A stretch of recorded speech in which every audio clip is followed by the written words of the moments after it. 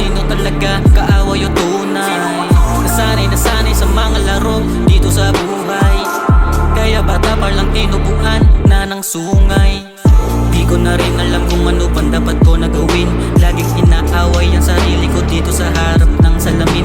Di ko siya kayang tiisin na hindi pansinin ang nais na laging lasing hanggang sa ako ay mapraning. Puso lumamig, manhid na sasakit, ngiti laging pilit, ngiti laging pilit, yeah. Hinahanap kung ano ba talaga ang totoo, kung ano ang punot dulo, bakit ako ganito. Ang gulo na, ang gulo na.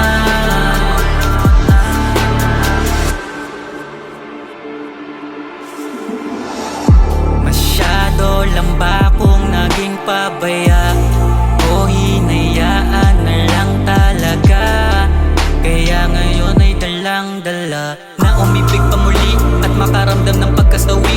Gustuhin ko man ibalik ang mga ngiti, alam ko nang hindi na muli maibabalik yun.